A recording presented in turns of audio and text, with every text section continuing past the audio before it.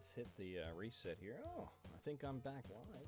Hello, RGL. This is my final game of Retrothon, so I'm going to try to make it a good one for you. Thanks again to the staff and for everybody for running all this. Cursed image, you're welcome. That is Timothy Dalton Moore, or Timothy Moore Dalton, or something like that. That is a truly cursed JPEG. Let's see it again real fast.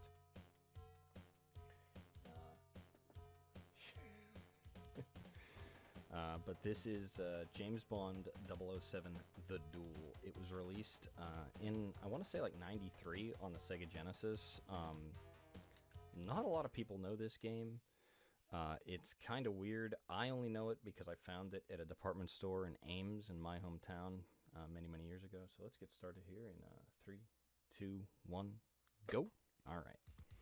So the basic game, the way that this works is that there's a mad scientist, as there often is. There's a crazy industrialist who's trying to take over the world, and to that end, he's created a cloning machine, and he has resurrected some of James Bond's most feared henchmen that he has ever dealt with. So we're going to deal with a couple of guys. Like, if you're familiar with the James Bond movie franchise, you're going to see a couple of hench folk that you are going to be probably familiar with. If you've seen the other Bond, like you'll recognize a few of these guys, I'd be willing to bet. So the conceit for this game, more than anything, is that we're really trying to manipulate cycles. Say hi to that guy as we just walk right past him, because, you know, we're cool. These guys take just a brief second to aim, and in that time you can usually jump around them. Sometimes they might shoot you, but you can usually get around them, get to the other side, even if they shoot you on the back end, and that's fine. Each stage, though, consists of rescuing a handful of hostages, setting a bomb, and running away. So that's what we're going to do. And get shot there, and that's okay, because we're going to go over here. Oh no, this is not good. We might reset, actually. Let's see, 39 seconds. We're going to try. We're going to try to make it. If we don't make it, we're going to reset the game. Again, this, as I said, this whole stage is cycle-based. And so what happens is, what I need is one of those guys to shoot me at the edge, and I just was not quite lined up exactly where I needed to be. And that unfortunately put us in a place where we're going to be real tight on time, and very possibly not going to make it on health. So, let's see. Yep. Maybe? Maybe? Nope. Alright, we're going to reset. Sorry, everybody. Sorry, everybody. I'm going to keep the timer going because that's the shame that I feel I should suffer. Let's get going again. We were able to get the trick, but we were too slow. Jaws is the real problem there. If he grabs a hold of you, like, he just throws you down, and you really can't do anything for a brief period of time, like it stuns James. So that really sucks. So we get to watch all of this again, and hopefully I can actually hit my marks here. Like I said, we're going to reset, though, because I don't want to waste a life in the first stage. We're going to do some death abuse later. That it really helps to have all of our lives available to us. So let's try again, everybody.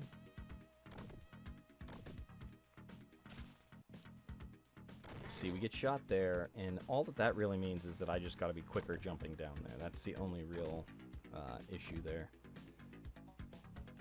It's literally just waiting so that you are on directly lined with that guy, and you can just run next to him. Because if you're directly on top of enemies, they don't recognize that you're there, and they'll just run with you, which is convenient because then I don't have to fight them. So that's our third hostage. We've rescued her for the second time. Hooray! Let's set us up the bomb and come over here. That's fine. We get shot again, you jerk. There we are. Now we're good. Now, you might be like, now why didn't you just fall down there if you can survive a fall from that height? You can. There is, what we're doing there is we're actually doing a damage abuse trick where, because James gets hit, and when he gets shot, he slides after he lands. Not far, just a little bit though. He just slides a little bit, and as long as you land on a platform that's safe, before you slide off to a platform that isn't, you will survive. So we utilize that a few places here, actually. Not so much in this stage, although there might be opportunities for it in in a reroute of this room. But for the most part, where the real value of that is going to come up in the next stage. That's Baron Samurai. You might remember him from Live and Let Die. We're gonna live and let live with him this time, unfortunately, because I don't see a reason to fight him. Do you? I don't. It's just hanging out, throwing some bones. Now we're gonna jump over here, make that jump. It like just on the ragged edge of what you can survive. Some of the jumps that we're making here.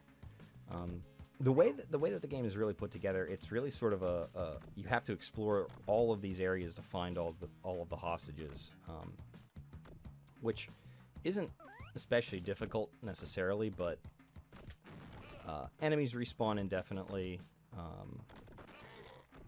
You have stuff like that where you get shot because these enemies are mean, and you just jump a little too slow. Oh, did you see that? He reloaded. So that's the thing about this game is he actually has a regular pistol. Like, it does have magazines. And if you look, you'll note that there's like a little counter down in the bottom there, that like a strange thing that says X4 next to it. That's ammunition. Those are the clips that those guys are dropping. So we need to collect one more hostage, and she's right here. And we're gonna buffer jumps up through here. If you hold jump, he just will jump, which is very convenient, so there's no wasted frames. 12 seconds to get on out of our jungle lair. Let's get on out of our jungle lair. That guy was just shooting me right in the chest there. That was totally unnecessary. Okay, so this is the next mission, Mission 3. It's a lava, a secret volcano lair. Because what kind of evil megalomaniac would you be if you didn't have a secret volcano lair? Alright, just brush our shoulders off. And you know what they say? You only live twice. Now, we do that because it's actually way faster to save her, die, and then come back up here. We're trying to manipulate cycles, so if all goes well, we should be able to shoot this guy, jump over here, shoot this guy, pick up this magazine, save this lady. Bum, ba, ba, ba, ba, ba, bum. That's good. That little bit of music is where I'm supposed to be where I am when that music plays, so things are good. Now we're gonna wait on this elevator, ride up in our tuxedo, because damn do we look good. We're just gonna run away from this guy for a little while. Let him shoot us off of here. We're gonna fall again, but this time we land on the elevator, and we're gonna use that to get down to this section. From here, you'll note our health isn't ideal, but that's not super big deal.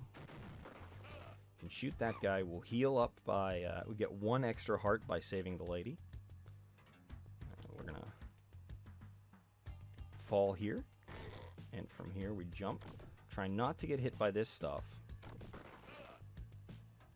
And up there is Mayday. Mayday is the hench woman from A View to a Kill.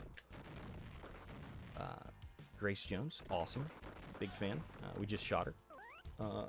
Everything that we're doing is in service of manipulating cycles. Believe me when I tell you that this seems strange what we were doing. It's all for a good reason. So we pick up that Q briefcase. Q briefcases also act as checkpoints.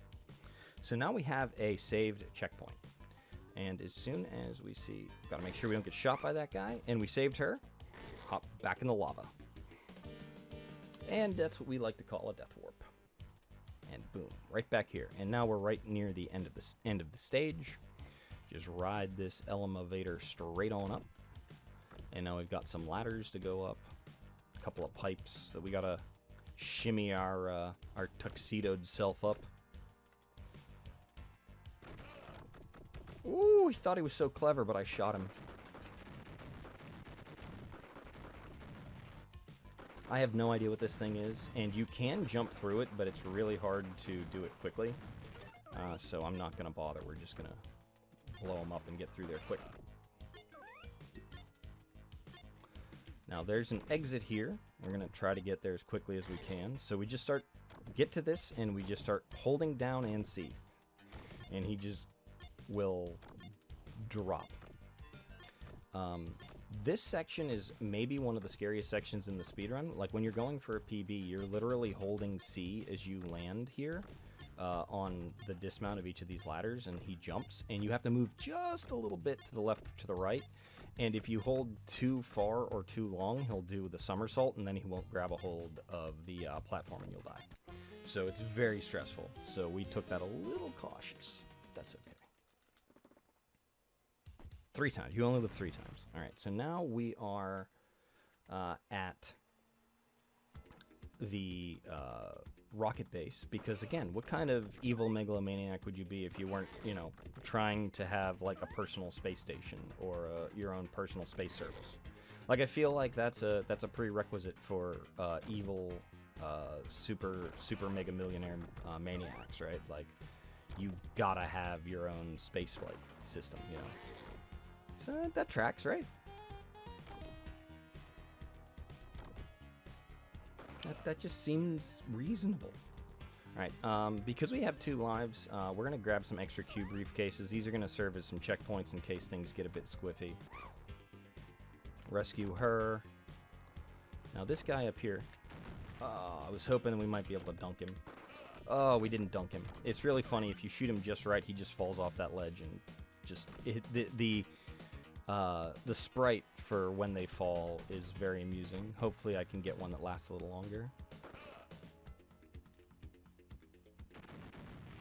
This is the scariest part of the game, in my opinion. The reason being that that can happen. Those fire randomly. That's odd job. We're going to kill him. Normally we wouldn't. We'd just run past him. But I say, today, let's be cautious. Alright, we're through the part that really scares me. Can take a breath, can take a breather. Can shoot this scientist. Pick up a Q briefcase. Everything is feeling great. It's all coming up, James. It's all coming up, Jimmy Bond.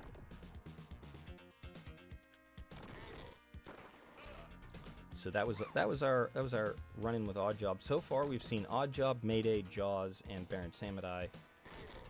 Don't jump there. If you jump, you'll die. If you walk off, you'll survive. It's pretty cool. It's good to know. It's a nice little trick. Be careful, because these things are also spitting fire. Gotta be a little cautious. We'll wait just a second for this guy, because I don't want to get tagged accidentally. And then same thing here. There's a guy on this platform to the right, and I want to make sure that when I land, he doesn't immediately shoot me off the ledge, because that can happen, and we'd really rather it not happen. Unfortunately, there we ran out of ammo somehow, which almost never occurs, so I'm not sure what the story was there. Grab this elevator, and we're just going up. This is a big old missile silo. Big old missile silo. Shoot that guy in the foot, you know.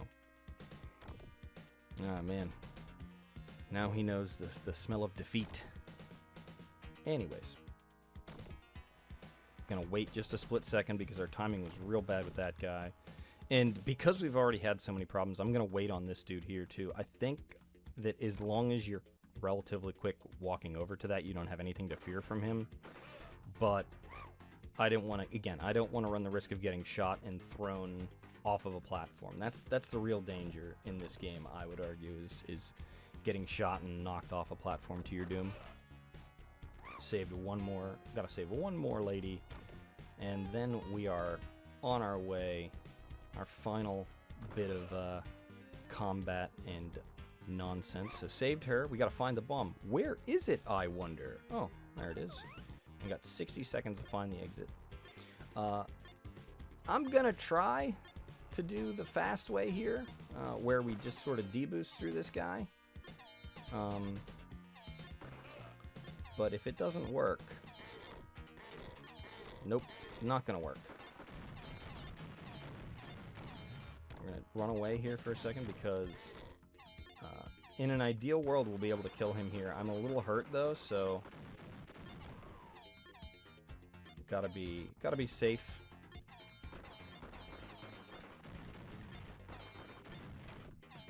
Still there. A couple more shots ought to do it. Alright. Just make sure we don't get a scientist coming out here to snipe us. Alright. And that was the second to last boss. That, I believe, is actually the mad scientist in charge of all of this. So it's like, we beat the bad guy, but now what? Well, now, of course, you fight the henchman last, and that's Jaws. You throw 3 grenades at him. Come over here. We shoot a whole bunch. Throw a couple more grenades. Jump up, throw a few more bullets, and time is when this lady gives me a kiss on the cheek. Alright. James Bond has saved the world. Check out this awesome MS Paint image that we get as a congratulations screen. It says PPK. He's got JB on his cufflinks. That's pretty cool. And now we can enter a name for our high score. So let's see how we did.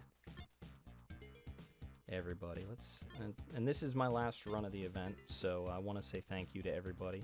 Appreciate you for having me and letting me show off some of these weird little games that I love so much. I love this marathon. I love this channel. I love the folk that are involved in it. It's one of my favorite things to do each week or each year, and I'm happy that I get to be a part of it. So thank you for having me. Thank you for watching.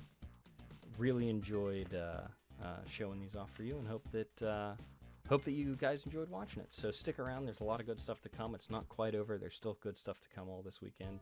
And that's the end of James Bond and the end of me. So thank you very much. And take care of yourselves, RGL.